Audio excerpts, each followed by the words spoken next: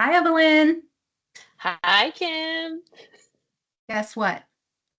I mean, I know what, but I don't want to We spoil are it. verified.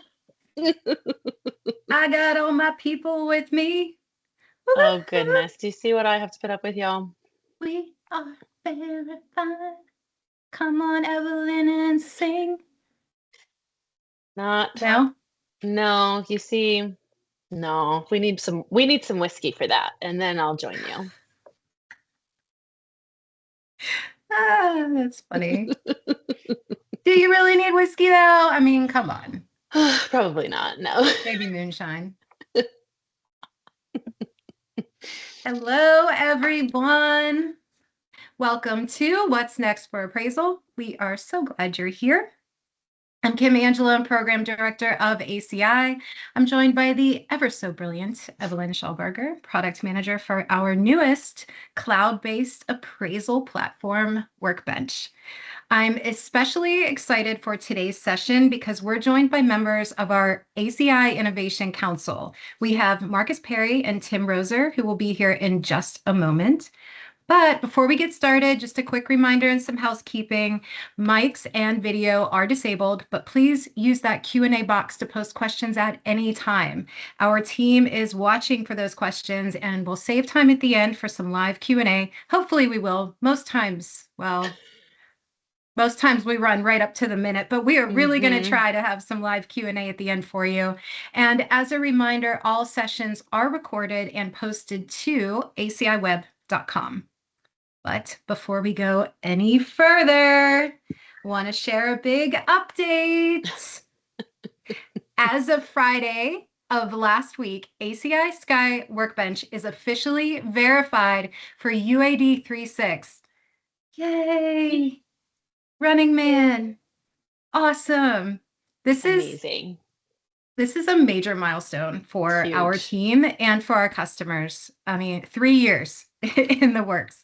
It took 3 years of work to get Workbench to where it is today. But I'm so proud of this group. I really am. They have worked so hard to give our customers a solution that is compliant and they can use for U836. So now that we are verified, we are taking this week that we are in currently to just finalize a few items so that Workbench is ready for you on June 15th. So, beginning Monday, you'll be able to complete and deliver U836 appraisal reports in Workbench through a GSE verified workflow. We know you guys ask us this every single week during hmm this podcast. So, June 15th, Monday, guys, Workbench is yours.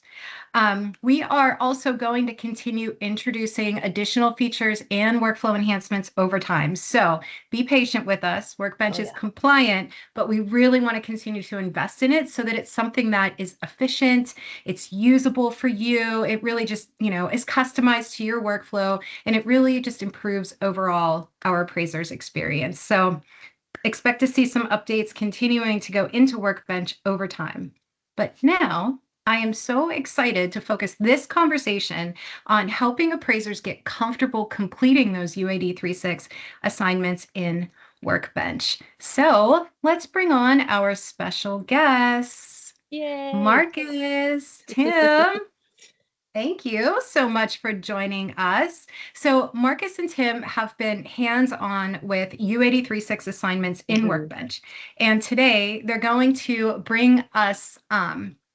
help us bring this conversation into the real world. So, we're going to be talking about how appraisers are actually working through assignments, what they're learning, where Workbench is helping support the process. So, with that, I'd like to turn it over to our esteemed guests for some quick introductions. So, Marcus, I want to start with you. Could you briefly introduce yourself and tell us a little bit about your appraisal background?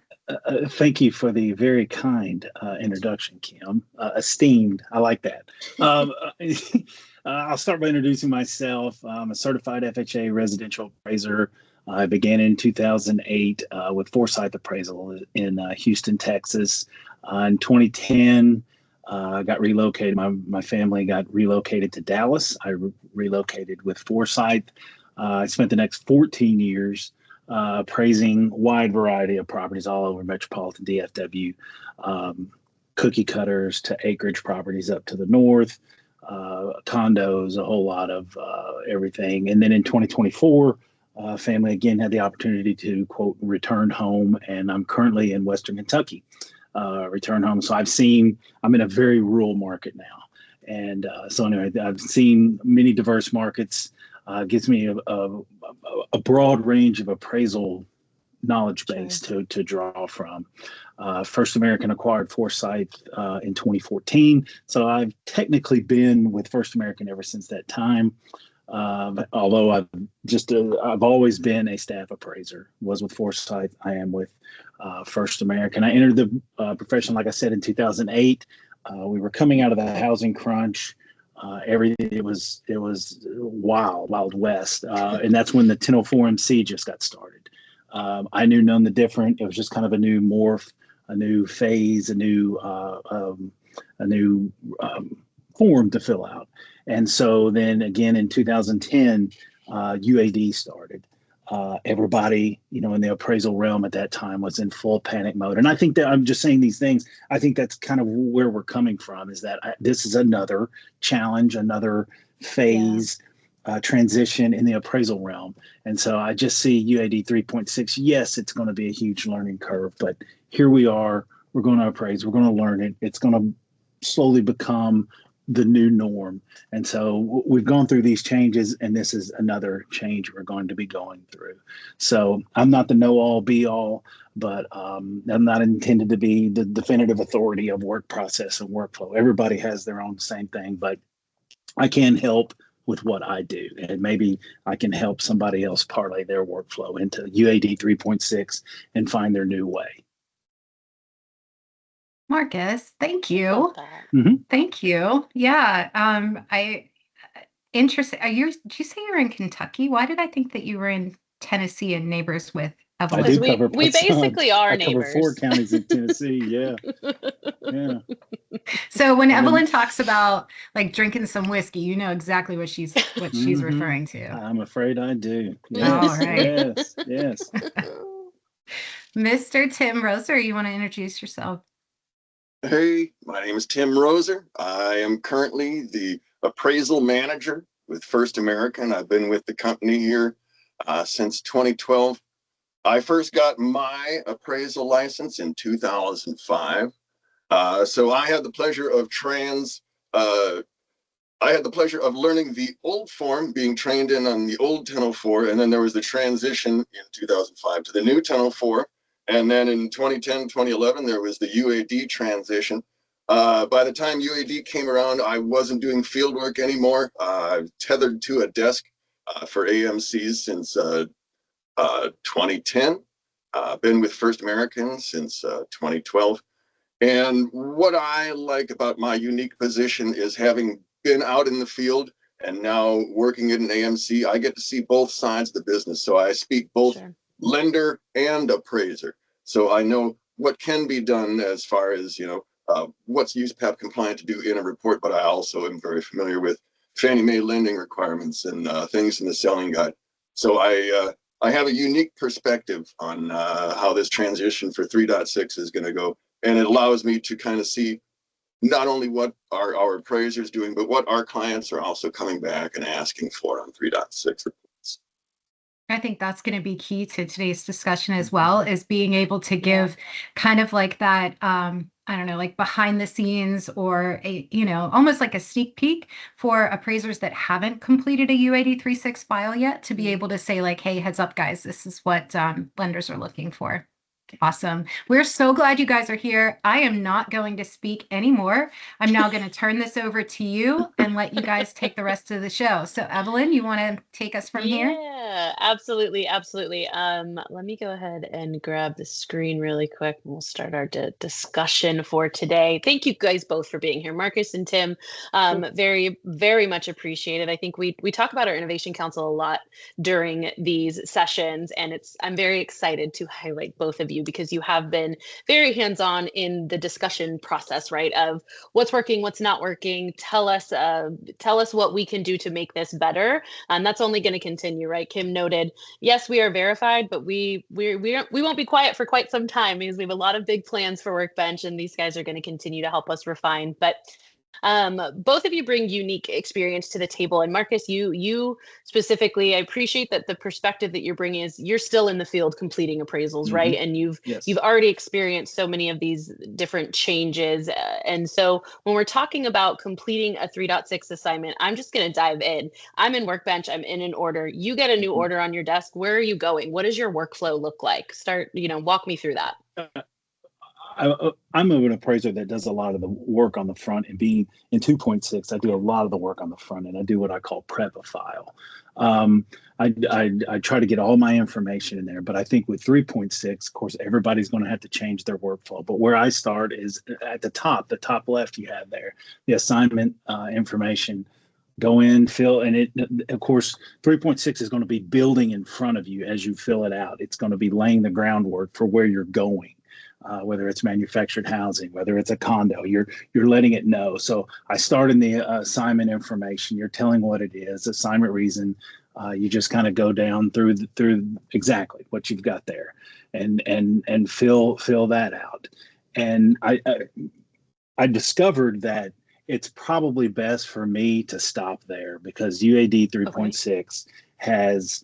And then do the inspection when I'd say stop there, and then go to the inspection, and you start, you've got your photos and your sketch and everything. And also in this assignment information, I can start my work file. You have your desktop little icon that you save everything to, but here we have Workbench to have all of our work file stuff, tax records, what I call the call sheet, your order form, engagement letter, MLS sheet, anything that you consider in your work file. And then I in files and photos, right there, upload, I click and drag the file form. And so that way I have everything there. I can always defer to that. And you can label a purchase agreement, assessor records, and whatnot. It has the little preview file there where you can see. There we go. Anything you upload, you can see in your work file. So that's where I start.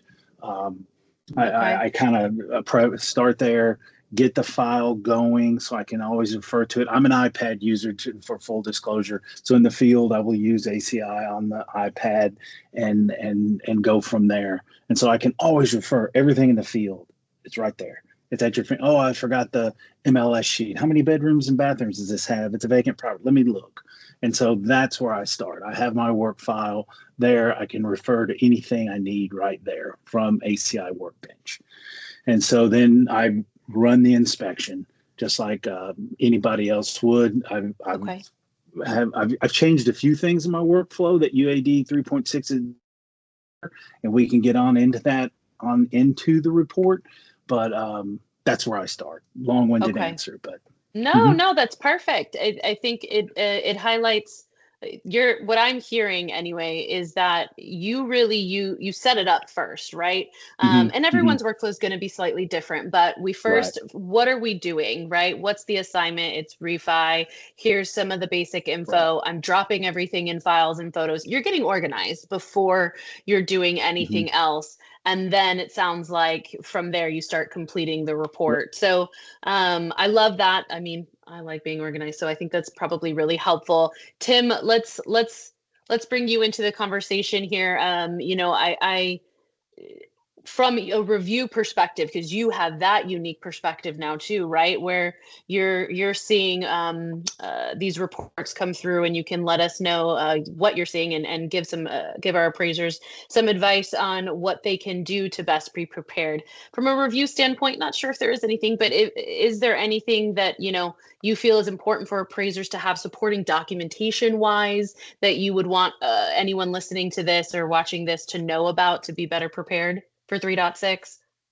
Yeah, one of the big things is, having everything in one place, because you're going to be putting different exhibits in specific correlating sections in the report rather than dumping them all in at the end when you're done with your 1004. You put in your license, your E&O if you need it, assessor record. When you do it in 3.6, you're not going to put this in until a specific section. Once you get to that section, you're going to want to have everything in one spot, so you can just click, open this file, and then, drop in your, assessor record or your, MLS listing, whatever, what have you. It's nice to have everything there, so when you get to that section, you have it ready to go. Gotcha. Another thing to think about as far as exhibits, there isn't a 1004 MC anymore. So all of your market support is going to be charts and graphs. And those are things, again, that are going to be specific to one section in Workbench. So you're going to want to have them along with everything else in your work file, just again, for the sake of organization, to have them there and ready to go. Absolutely. Yeah. And we're talking about this market section, right? And where you can indicate which graphs you're including in here. And then we've got those unique exhibit sections per graph that you're going to be adding. So you don't even have to label them. You just drop them where you want them to go. Okay. That's really helpful. So organization, it sounds like on both fronts, from, completing the order and, from a review purview is pretty critical. Okay. Marcus, you've gotten organized. You've dropped some stuff in your work file. We've started initially creating the order. Where are we going next for your workflow? Kind of hopscotch around a little bit, but after the inspection, you get back, and then you're just going to start where you left off. Some of the subject property section, the next section, you could fill some of this out beforehand. Is it on Native American lands? Is it site owned in common? A lot of these you're going to know, but then down at the bottom, subject property exhibits. Here's where you're going to start putting in some photos, front, side, rear. These are just, click and drag them in, and you could do 10 at a time, and you drag them in, and then you label your photos, a little box beneath the photo. You can bring the photos in, however many you want to put in this section, and you bring the photos in, and right there you just type, whatever, front, side, rear, all, side view 2, street 2, et cetera, and you'll notice the orange ring around the photo that you have. That orange ring indicates it's going in the report. If it doesn't have an orange ring, it's not going in. And all you have to do is click inside that orange ring, and it either gives it or takes it away. And so haven't really delved off into the editing of the photos, the redacting and whatnot, but this is where you're going to start getting your meat and potatoes of the photos into the report. And then you'll go on into the site. That's where your plat map goes. And you just feed on down through there. And like I say, it builds it as you go. It's laying down the road in front of you. It's laying down the track for the train to go on as you're building this report. And when it asks for exhibits, you just click and drag it in, or you can right click on it or click on the box. It'll take you to the window, and then you can load it that way. Yeah, you can click there. It'll open up the window saying, hey, which file do you want to upload? You click open, brings it in that way. Like I say, you can do 10 photos at a time on into the subject property is where you're going to do in the interior, your bedroom, your bathroom, your kitchen, all of those good photos, and you bring that in, and you just start going down through there, and it won't let you advance if there's something missing. Right. Yeah, you can hopscotch around in the report, whether you want to go to the contract section if it's a purchase, the amenities, those type of things. You can hop around, but it won't let you advance anywhere until, or it won't let you close and finish until everything is complete. It'll be red. And so you'll know what you need to work on and complete. Yeah. Okay. So you're still kind of organizing things, right? You're dropping photos where they need to go, right? To make sure you don't forget about them later. They're not in the wrong location or anything like that. And it sounds like you're really following the sections to know where those images go, right? And I've just discovered that's my work. I think that's going to be, because there's no longer prepping the report and knowing, hey, you have these 8 comps you might use, to go by and take your comp photos. There's no more. I'm going to have to, just like anybody else, you're going to have to morph your workflow and find your new mojo and your new process and your new efficiencies. And Sure.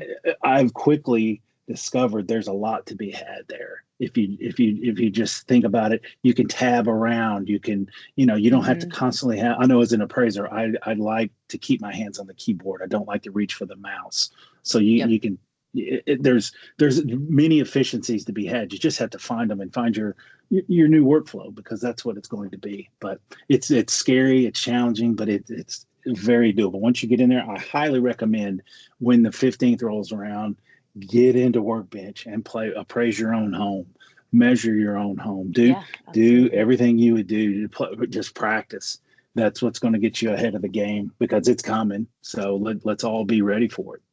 Sure. Yeah. And Tim, is there anything, so we're talking about photos right now and dropping those in. Is there anything review wise, photo specific, that you have seen that comes through either consistently, or things missing, mislabeled, maybe photos or anything like that? Any insight you can give to appraisers listening?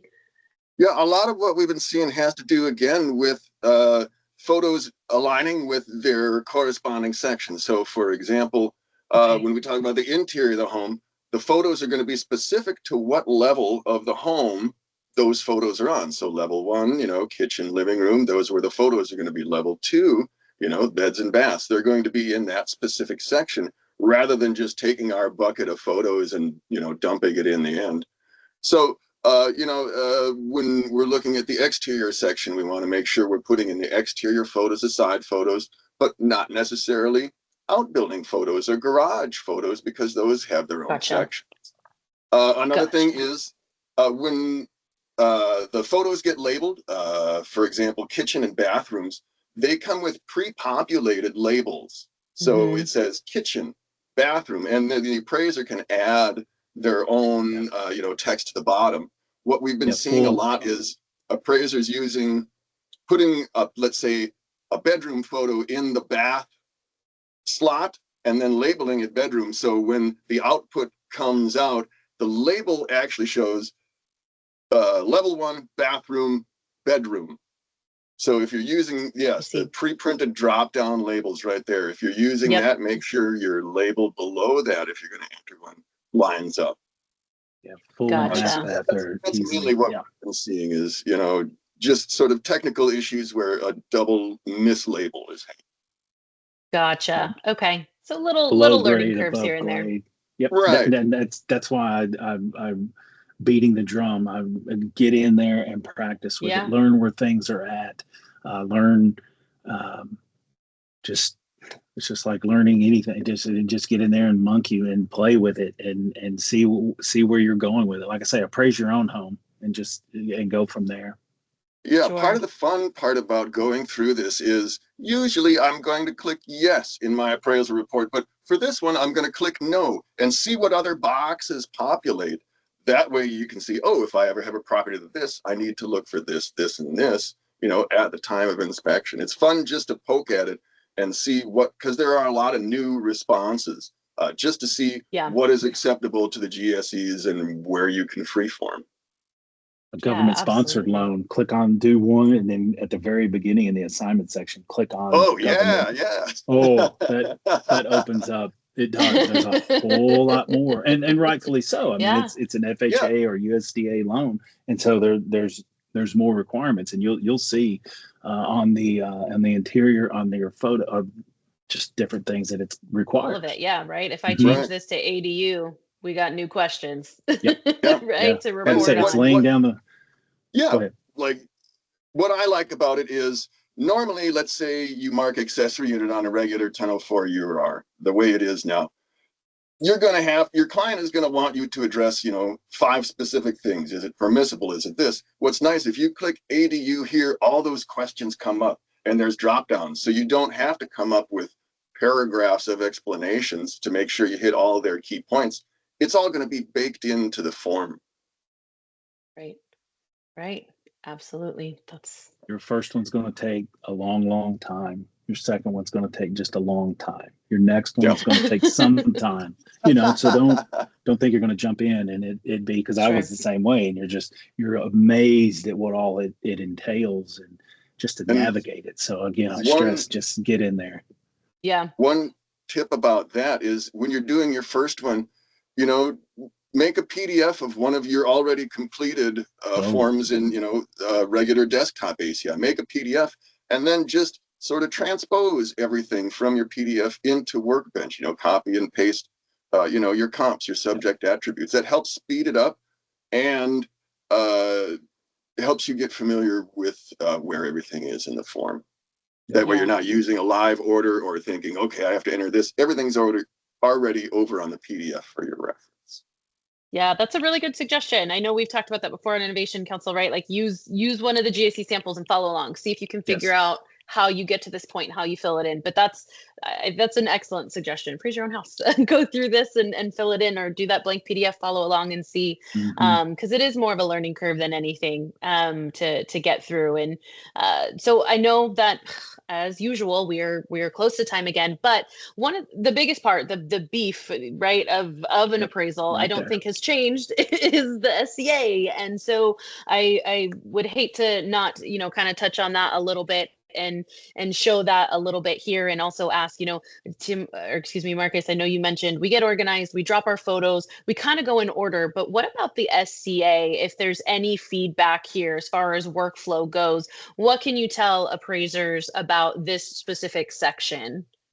It's a lot of real estate.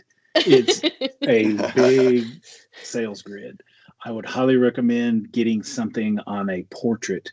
Turn that monitor north-south so you can, I like to see, even in ACI today, I want to see the entire quote page. And this is almost with this, it's a must. There's just so many new items that are on there for it to auto-populate the final report.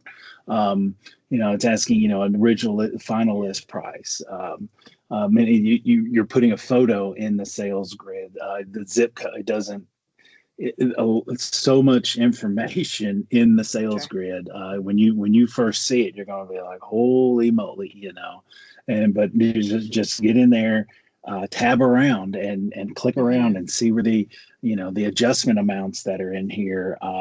Your commentary, like Tim was saying, PDF print those, those, I guess your favorite comments that you're going to use, and be able to cut and paste and load in there, because this is the first iteration of everything. Those really handy items, they're coming. So, but the like I said, I think the first thing is it's a lot of real estate. It's a whole lot to cover. Sure, in a good way. It's a more thorough, robust report, and so it's the sales grid is it's a little overwhelming at first, but once you just like today, you can tab through, and once you get the flow of what you're doing, days on the market, adjustment amount, attachment type, each comp has its own form. You can't just tab over in this, and so it's probably a wise thing also is to hone those comps in.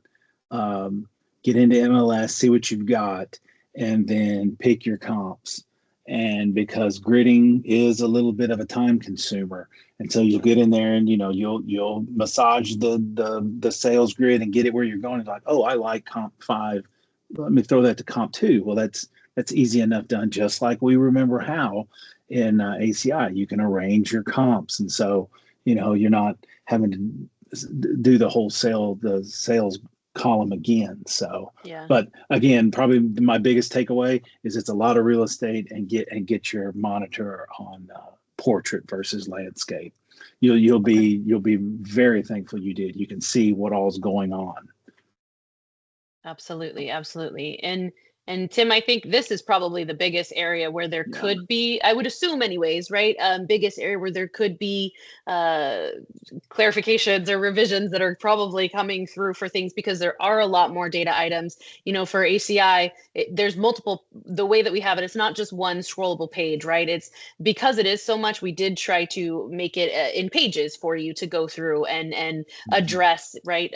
The general page, the site page, very similar to the subject pages, dwellings, units, quality and condition, interior overall. And so I think this is probably the most helpful for anyone listening. If you've seen any recurring clarifications or revisions that appraisers could potentially avoid by double checking their SCA specifically before submission, what would that be? Well, number one is always going to be make sure your adjustments are going in the right direction. A lot of times, you're filling out 3 comps at a time. When you're doing your adjustments, go left to right, go across the grid to make sure you're looking at this comp, is this comp is this, and the adjustment is correct. So always, even with the current grid, 2.6, same thing, just making sure your adjustments are going in the right directions. There really aren't guardrails that are going to flag it and say, hey, logic right now says this is flashing red because your adjustment is going the wrong way. Those guardrails aren't in place yet, so just make sure you're doing them in the right direction. And because the grid has a lot of optional info, and there is a lot of potential items you could have in the grid, but really, overall, there's nothing new in the grid. There's a couple of new spots. There are, interior, exterior, and overall condition and quality adjustments. But again, it's nothing new. A lot of the non-asterisk, questions aren't going to show up on the final product. So if it doesn't apply, just leave it blank, leave it be. Such a good point, Tim, because there's no Q4 versus Q3. Oh, there should be an adjustment there. There's not, adjustment amount, right. That's a great point. To that same point, a lot of the nice built-in features are going to eliminate a lot of, addendum comments, but that's not true for the sales comparison grid, because you still have to have comments about your analysis. Why was this comp chosen? How does it compare to the subject? There's, a weighting section at the bottom, so you can weight which comp was given more or less weight. But again, a huge part of it is going to be explaining your adjustments, how they were calculated, how they were applied. So even though there's a lot of great baked in things, explanation wise in 3.6, don't skimp on the commentary in the grid. You guys, this has been fantastic.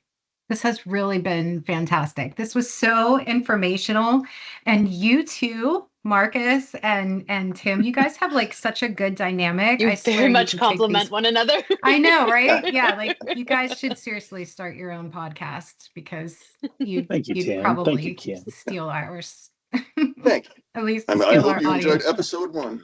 I would like to say to everyone out there that Evelyn and Kim work hard. They want the work product to be stellar for all appraisers. So don't sell yourself short. Thank you. Thank you, Marcus. I swear, people, we did not pay him to make that comment. But we will. No, just kidding. Just kidding. All right, so that brings us to the end of today's session. So thank you to everyone that joined us, and a special thank you to Marcus, Tim, Evelyn, walking us through such a practical hands-on look at completing a UID 3.6 assignment in Workbench. I sometimes wish these sessions were so much longer than they are, because there really is just so much that we could be talking about. Yeah. So with that, we would love your feedback on today's session. So let us know if this format was helpful, and especially if you'd like to hear more from Marcus and Tim in future conversations. We would love to have them join us again. You guys, I mean, you're stuck with kicking it us. over to us and giving us kudos, but really, I mean, you guys have been part of our innovation council for years, and you have really helped with your feedback and ideas and just really helping us to build Workbench. So thank you for that. And it's really fantastic to be able to share your knowledge with our audience on this show. Absolutely. All right, so our next session is Workbench Series 4 of 5. It's going to be keeping files where the work is, connecting your appraisal data. So that one is coming up on June 28th. And then in that session, we're going to continue the conversation around keeping your photos, documents, supporting materials connected to the assignment so that you can stay organized and keep moving along. So with that, thank you again for spending part of your day with us. We appreciate you, and we will see you next time. Absolutely. Thanks y'all so much. Appreciate Take care. it.